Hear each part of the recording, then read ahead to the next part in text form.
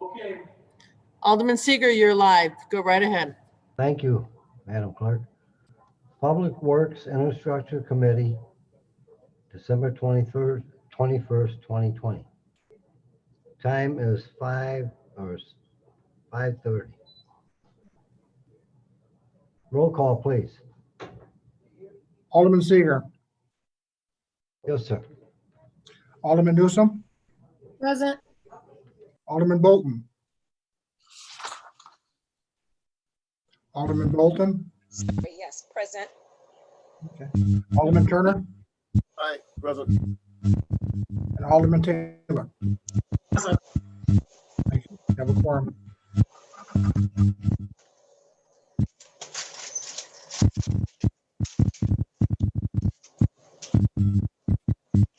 A lot of feedback involved.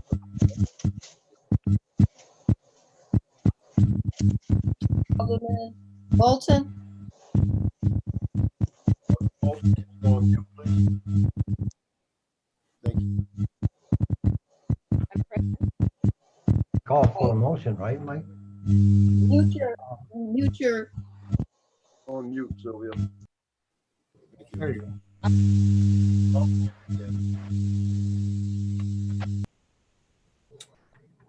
Okay. Alderman Seeger, we need a motion to approve the minutes. Motion by Alderman Newsom, second by Alderman Turner.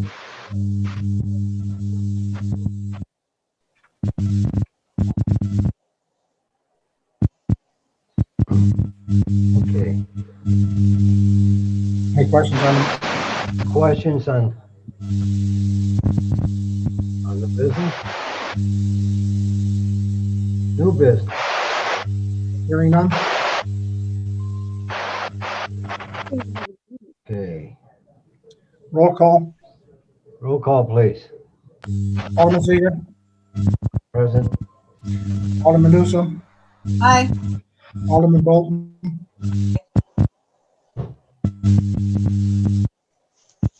Alderman Bolton. I said aye. Can you hear me? Okay. Alderman Turner? Are we voting on the minutes? Yes, sir. Aye. Alderman Taylor? Aye. Audience time? All right. New business. Audience time. I'm sorry. Audience time. Alderman Seeger, there are no remarks for audience time. Thank you. Thank you. Okay, new business. Is there any new business? All right. Motion A. Motion to approve a resolution presented accepting stormwater and drainage easements between the city of Waukegan, Lake County Stormwater Management Commission. and That was last meeting, sir. Yeah. We're looking for the resolution for watershed development. A.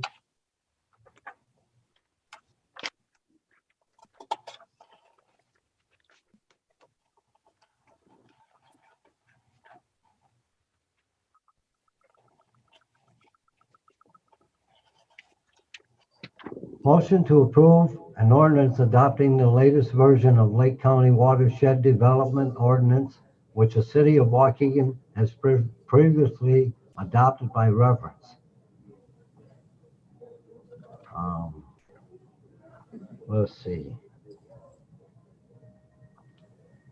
Motion by Alderman Newsom, second by Alderman Turner. So, Sir? Was that Alderman? go ahead. Okay. Roll call, please. Any questions on it, Are sir? any questions? Yes. Please, don't mind. Okay, go ahead. Yeah, so I was looking at this, excuse me, at this motion, and it's pretty vague and there's no supporting documentation. I don't understand. I don't know what the watershed development ordinance is with the county or what it is that's being amended, what we're agreeing to. It's just, there's no meat in it. So I'd have to.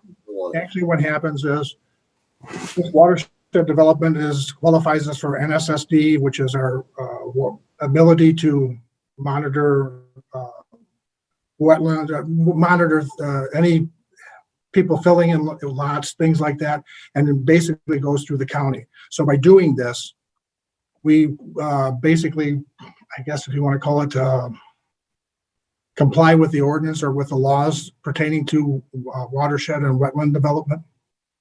So we kind of have to do this every so many years to keep our license. If we don't do it, then we lose that, and then the county basically comes in and tells us what to do. So by doing this ordinance, we kind of moves us along. Okay, does that help? Let me try, Mike. The county years ago, about 25 years ago, adopted the watershed development ordinance. And that was in response to flooding that was happening in the late 1980s, and huge subdivisions were coming underwater, particularly in the central part of the county and down in the southwest. But they created a commission, which is the Stormwater Management Commission, and they all met and created this ordinance with the idea and decided that it would be applied countywide to all units of government doing business in Lake County. So it applies to school districts, it applies to library districts, it applies to municipalities.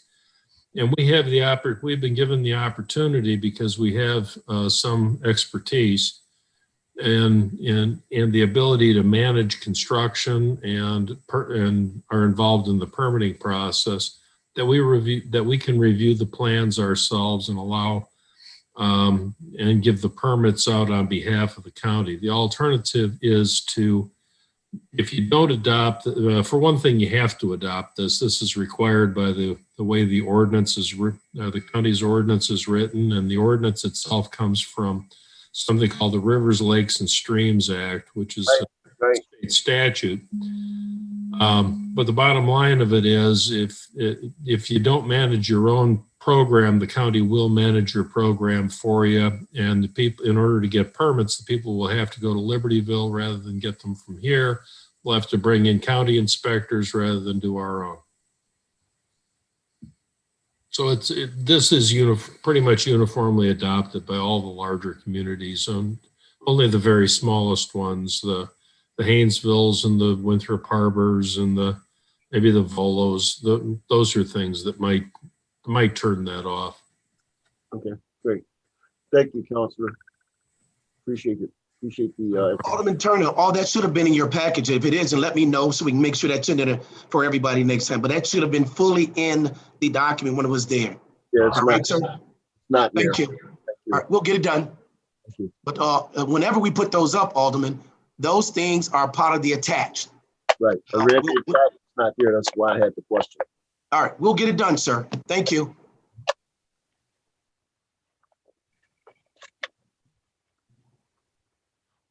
Any other questions? Any further questions on this motion? Okay. Roll call. Vote. Alderman Newsom, Alderman Newsom. Aye. Alderman Bolden. Oh, Alderman Bolden. Aye. Aye. Alderman Turner. Aye. Alderman Taylor. Aye. Alderman Seager. aye.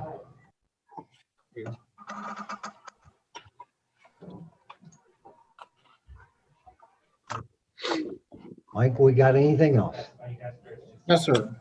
We have a presentation from IEI. Thank you, Mike. Construction. Thank you. Thank you, Mike. Thank you, Mr. Chairman. Thank you. Good evening. I'm going to try and share my screen here.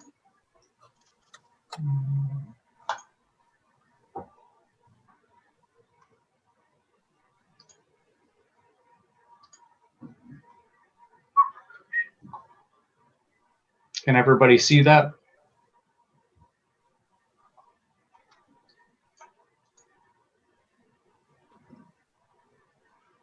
Can everybody see that? Yes. Okay, thank you. Yes.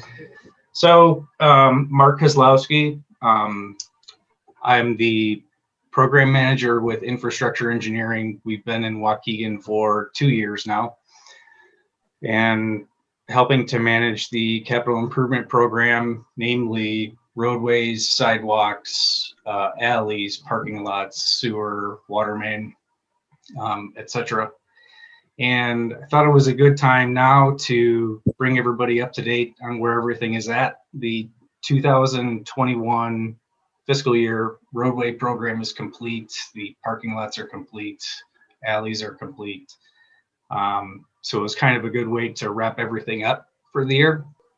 And I just wanted to share this document that we put together for you. Looks like I've got about 15-20 minutes to and include questions. So I'm not going to speed through it, but I'm going to go through it here. What I'd like to do is talk about the summary of projects that we've been working on, how we're delivering the projects. I have several slides of before and after pictures and during construction. And then a quick slide at the end about the sort of the high level metrics of what's been done since 2018. So here's just our cover page. Very early on, we did stamped concrete at Lincoln and 8th and this curb as well. And then the bioswale at the beach that was completed this year. So project components. In 2018, IEI was brought in to manage the capital improvements really on the roadway program and the sidewalk program, as well as ADA ramps. We did detailed survey and design for ADA ramps. And then in 2000, well, it looks like 2019, but in 2019, again, we were brought into or retained to manage the CIP for roadway resurfacing, sidewalk, ADA ramp. Then we included alley resurfacing, storm sewer improvements, sanitary sewer, water main. We did inventories and reporting for traffic or signalized intersections and a few facilities improvements, actually the Oakwood Cemetery retaining wall, which you'll see in a little bit. And then for this fiscal year, we did manage the capital improvements for all of the same projects with the addition of parking lot rehabilitation and replacement. And right now we're seriously looking at the modernization of the treatment plant and the water treatment plant and what's been happening there. When we're delivering a project, this may be a lot of text, but we're looking at pavement condition index on roadway improvements, the streets around the roadways that have poor conditions. We're taking observations in the field and survey if needed. Selection of the roadways isn't based on the geography in the city, and we're always putting together quantities, plans, specifications, and an estimate, actually for all of these programs. The sidewalk replacement program generally corresponds to the roadway improvements. We're really looking for accessibility or problems in the field and accessibility improvements to reduce hazards and improve the accessible routes. We do get a lot of calls through Public Works or just in general about, you know, this concrete is cracked, this concrete is cracked, and it just can't replace every piece of concrete. It's just cost prohibitive. So we are really looking for hazards on the accessible routes to maintain accessibility. In the alleys, those were based on the city's snow removal routes.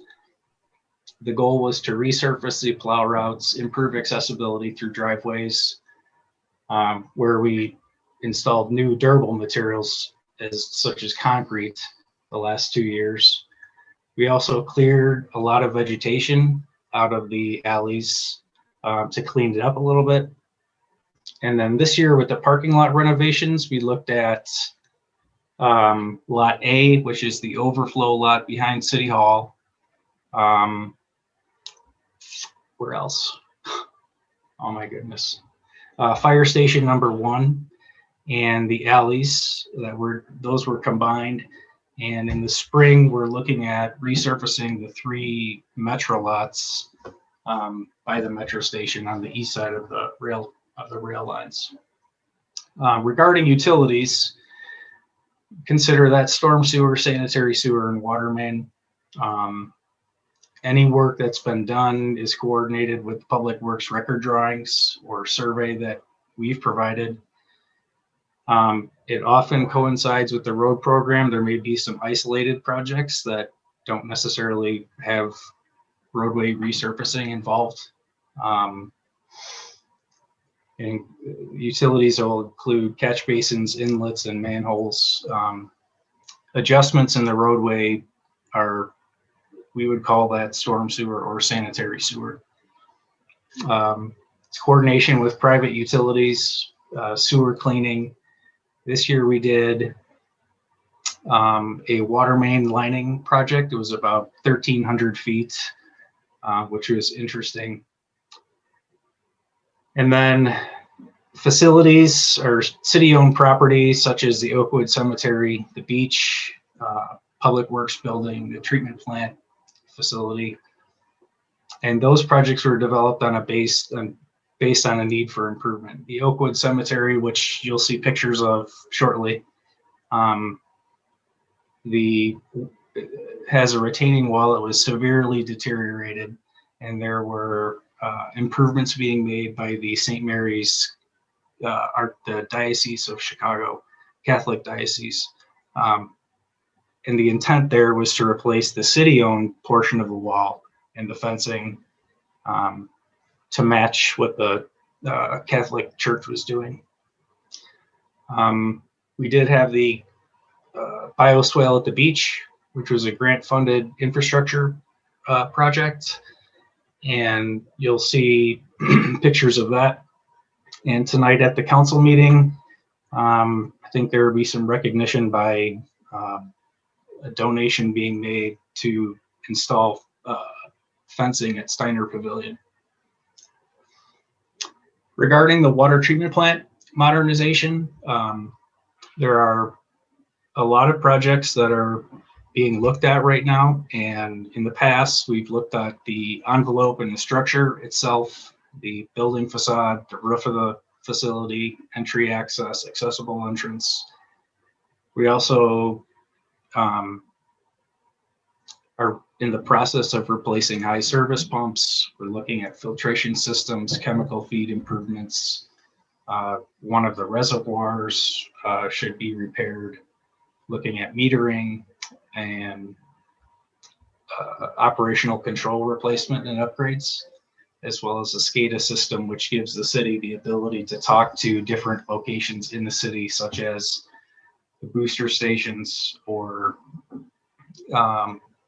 storage tanks, that talk to the plant about pressure and altitude or elevation of water, water level, etc. On the distribution side, Mike is very familiar with making repairs to water main breaks, but we're also looking at replacing valves and vaults within pressure zones within the city, as well as infrastructure upgrades on the distribution side. And then we're looking at loop networks and targeted improvements for pressure distribution. And there is a consultant that's looking at water modeling and reporting, specifically looking at pressure zones and how to improve water pressure throughout the city. Valves and connection analysis. We're looking at optimizing the existing system and analyze it for efficiencies and deficiencies. making suggested improvements for modernization and optimization, as well as infrastructure planning. And this is all going back to a 2018 program that was developed and an estimate. So, you know, we're sort of in the third year of modernizing the water plant. There's a lot to go, but by the end of 2021, I think you'll have half of the plant really almost like new, which is great. And then so we put all those projects together, we bid it out, we build it, and right now we're in the process of closing out a lot of the projects except for the treatment plant. So I'll get into before and after. Many of you are familiar with this, but when we came in 2018, this was the first exposure that we had, or very early on, I should say. And this was the Washington Street culvert, where you had an interior wall failure, the undermined roadway, and then the new culvert installed with the Gabion baskets, utility stabilization. And today you see, you know, Washington Street at Glen Rock it looks very nice with new sidewalk fencing. Mike has replaced the light poles and pavement markings and a guardrail on one side. In 2019, early on in the program, this is just an example of Beach Road looking east in the 8th Ward. It was one of the first projects I worked on when I came to Waukegan. And then, you know, I'm gonna just sort of slide through these. You know, we had curb and gutter removal and replacement, roadway resurfacing, sidewalk replacements, driveway replacement, accessible ramp replacements. You know, and that's consistent from 2018 all the way to, you know, 2 weeks ago. Something interesting that we did find in the 5th Ward was the 13-foot by 8-foot elliptical culvert that the top came off when the curb was being removed and utility structures were being adjusted. But I just took some pictures here that was an example of some of the significant infrastructure that the city has underground. I love this slide, the material scale. You know, you could almost drive the excavator through that pipe.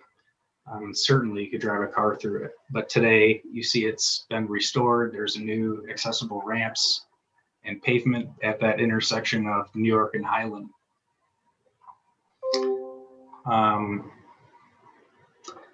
In the 9th Ward, we had the Guerin Road culvert replacement, which was slated to be replaced anyway. But there were significant rains in significant storm events in 2019. And the Guerin Road east of River, I think, was undermining at that location. Basically, we had all the construction documents developed, specifications developed, it was out to bid, and then the roadway started to undermine and fell apart. So we had to fix it right away. And if, you know, we're talking about the watershed management ordinance, we had to go through the permitting process with Lake County to replace this culvert. And I think, you know, I think that the Waukegan is a self-certifying city, but we did have to work with the stormwater management officers on an emergency project. This was an emergency project. In the 1st Ward at West and Water Street, we were just walking down there and we were looking inside a utility structure that was underneath this excavator. And you notice that the sidewalk had been undermined and that the pipe had been disconnected from the manhole on the on the underneath the sidewalk. This you can see the corrugated metal pipe that's really just falling down the slope. This is probably 50 feet wide by 30 feet in the ravine, and let's say 100 feet out to the center line of the ravine. So the contractor was able to go in, restore the slope of the ravine, put in a new pipe, and backfill after clearing everything and putting in new sidewalk on Water Streets. The bioswale was at the beach, was a 90% funded by the United States Environmental Protection Agency, and it was a clean water, green infrastructure grant where we took impervious areas and are treating 1 million gallons a year of stormwater runoff with landscape areas. To me, it's a beautification project and a kind of a gateway to the beach. I was talking before about Oakwood Cemetery. You can see the level of deterioration on the retaining wall here. And this was the St. Mary's Cemetery on the north side, and then the city-owned Oakwood Cemetery on the south side. But that's what it looked like from Sheridan Road is last summer, say. And then today we've got this new precast concrete wall with ornamental fence on top of it and new sidewalk in front of it. So that is a good project. Then, you know, these next several slides are basically, you know, images of pavement that is in poor condition and then being resurfaced today. So this is on Helmholtz in Ward 1, before and after. This is pretty typical conditions that we've seen for the past 2 years. Did replace some sewer in Pioneer Avenue. And then Washington Terrace was resurfaced. You'll see slides of that in a couple later. We also did look at several arterial streets, including Dugdale. And you can I'm just showing the pre-construction conditions. Here's a fairly large driveway apron that was replaced with concrete and then resurfaced, and pavement markings along Dugdale, along with the accessible ramps. Does anybody have any questions right now?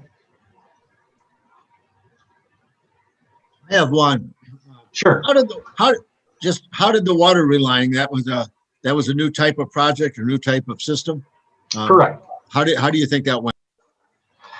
I think it went well. I think we're still trying to do a debrief on the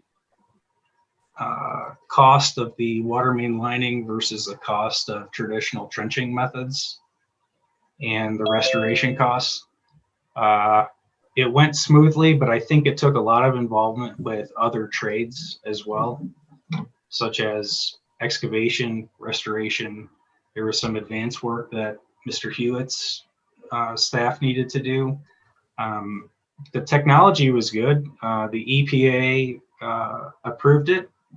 They put it back in service. It works. We just have to look at a turnkey project versus shared responsibility between the Public Works Department and the contractor. On that project, the contractor was contracted to only do the water main lining, and Mr. Hewitt put his guys out there to really do the whole project other than that. And it took a lot of his time, and that's the kind of cost that we're looking at right now. Does that help you, Doc? Thank you. Okay. These 4 images are intended to show you the condition of the pavement on Washington Terrace in the 3rd Ward, where the curb was removed, where the curb was replaced, where the ADA ramp was replaced. And then I don't have a after picture, but you can just see here at Weisfield in the 3rd and 4th Ward, before and after. The reason this wasn't resurfaced over here is because this is actually belongs to the school district. On Pioneer was a great example of a success. A lot of new curb on Pioneer and the resurfacing as well. And then I'm going to just zoom in here if I can. This is a kind of a typical condition that we saw. A lot of potholes, rutting, cracking that really has taken over and it has really provided a lot of damage to the road and a rough driving surface. We were able to take Greta and Melrose here and put in new curb and sidewalk ramps and really make that a better riding surface. Here again, there are 2 types of curb replacement. We got a machine curb, which is, let's say you're going to do 100 feet or 200 feet of curb. You may want to use a machine. Otherwise, you're using hand curb. So we call it machine curb or hand curb. And then you can see like the work that was done on Glen Rock at Belvedere. The new driveway, that's on Glen Rock. And here is some before and after at Candlestick, which was an addition, which was an additional project in the 2021 program this year, as well as Salmon. So we're looking at before and after, new ramps, new sidewalk, you can see here. And here's some more with the first course of pavement going down on Linden, Edwards, and then the whole roadway surface, the entire thickness. So this year we generally did a 2.5 inch surface removal with an 1.5 inches of base course and 1 inch of a surface course. So that's how we made up that 2.5 inches, and that's IDAP Designs. The big story this year was Fire Station 1. The slabs of concrete at the fire station were tending to heave and moving when the vehicles were traveling across. So all of the concrete that was there came out. We put a significant amount of reinforcement in the slab and then put concrete over it. So you can see, before, during, and after. And then that overflow lot at City Hall was resurfaced and new parking lot striping. Did not increase the number of spaces or decrease the number of spaces, but we did adjust utility structures, new ADA spaces, curb and gutter, and the resurfaced pavement. It looks like this is the last one, but this picture up here, this is at the south end of the entrance to Oakwood Cemetery. The existing chain link fence, which had been hit by vehicles on Sheridan Road several times. That was in July of this year, I believe. And then just recently, the new ornamental fence that matches the fence on top of the retaining wall. And then, as mentioned, there was a donation to the city to install this decorative fence at Steiner Pavilion by the treatment plant, and that's there. So the basic metrics between 2018, over $30 million spent was between all the utilities, roadways, alleys, sidewalk, curb and gutter, ADA ramps, We did about 68 lane miles of roadway resurfacing. That's based on a 12-foot width, 12-foot wide lane. Almost 7 miles of alley resurfacing based on a 12-foot lane. Almost 18 and a half miles of sidewalk replacement based on a 5-foot width of a sidewalk. 18 miles of curb and gutter replacement, 740 ADA ramps, and that's estimated based on 10 square feet of the red tiles, the detectable warning tiles, and over 1,350 utility structure adjustments. So between March of 2018 and December of 2020, that's what we're looking at.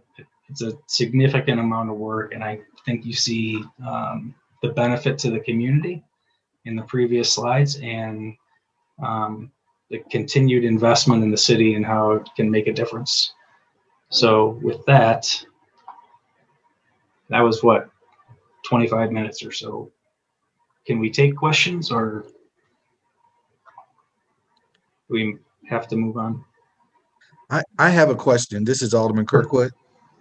Good evening. Good evening. Mark, in terms of the road program, now I'm talking specifically in the 4th Ward on Jenkinson Court, where we did some resurfacing up to Lewis Avenue, but yet and still by Burton, that piece was left. How do we determine that we don't go all the way up to Burton, but yet and still we went all the way to Lewis Avenue, but that part was left undone? Is there some coordination of why we didn't do that? I think it is coordination, and it has more to do with the pavement condition than anything else.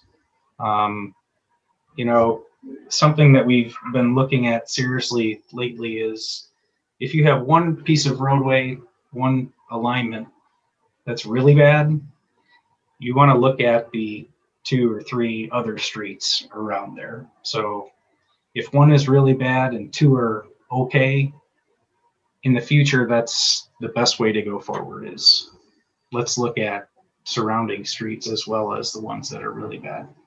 So in the case of the one you just mentioned, I suspect that one of the alignments of roadway was in bad condition, and then the others were evaluated as good. And then, Mike, in terms of what we can do in-house versus what we send out, you know, as we did a great job over in the 5th Ward, where our crews did a lot of the patching, which looked excellent. How do we increase that so that we can get that in the other wards, adding crews or whatever we need to do once we get through this pandemic, so that we can get to more streets in the different wards? Mark, if I can answer that for you and for all the Yes, Mayor. Alderman, that was something we instituted this year, a patching crew, and that was done because of all the aldermen saying yes to buying a piece of equipment that allows us to do that.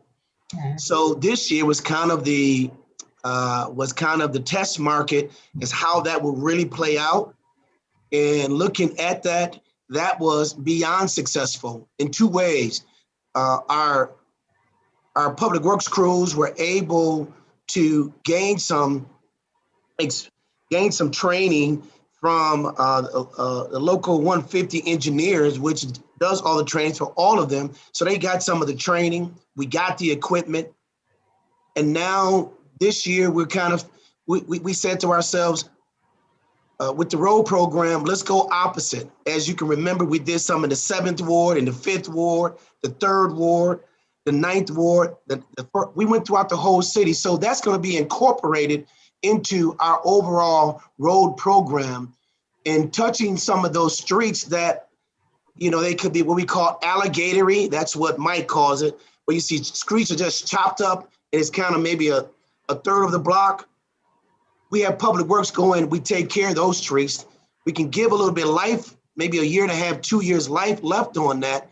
So we can then put our focus according to the assessment, $554 million assessment that we did back in 2017.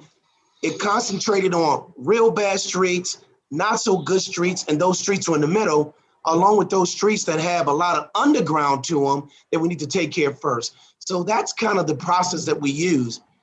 And I know it's very frustrating, particularly not only to the aldermen, but also to the residents, because I know when I was in alderman, I used to ask Tom Haggerty, dude, why don't you just go across next street over? Well, now I kind of find out what that is. That's the reason. But I think with this patching program that we have, we'll be able to handle some of those smaller jobs. If I'm not mistaken, Mike, you on the line, I see you can go up to 8 feet long and 4 feet wide, or is it 4 feet long and 8 feet wide on that machine? Actually, what we can do, the machine's capable of going 16 feet wide if we have to, but that's a little overkill.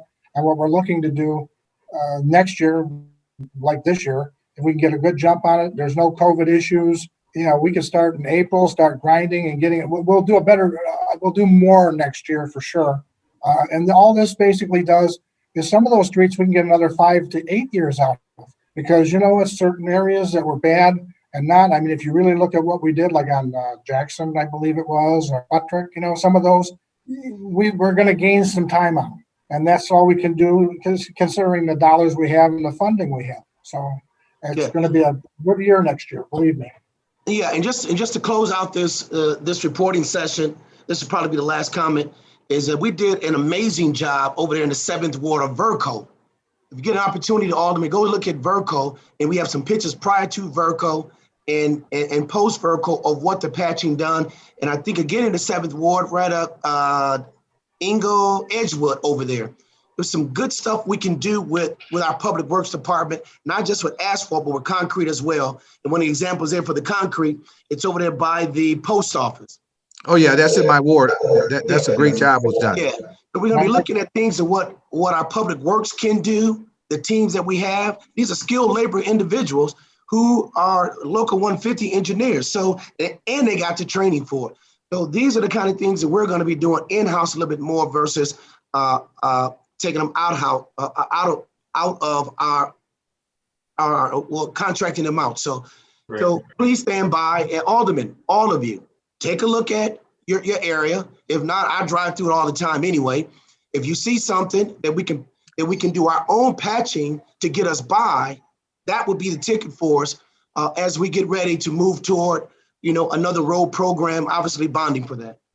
Right now, that's kind of all I said. And gentlemen, ladies and gentlemen, it's 7:15. We're gonna go ahead and start that council meeting.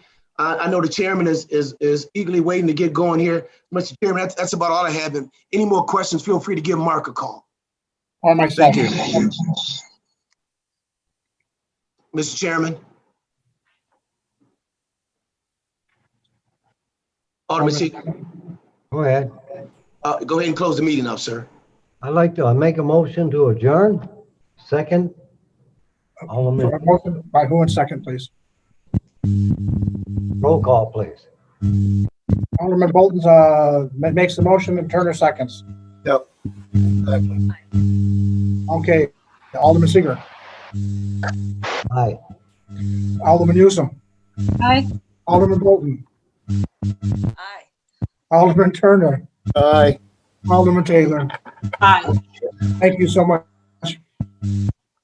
Everybody, 5 minutes and council meeting will start. And we have I got one. Community Okay, development. I'm sorry. We only have one agenda item. It'll be quick as a whistle.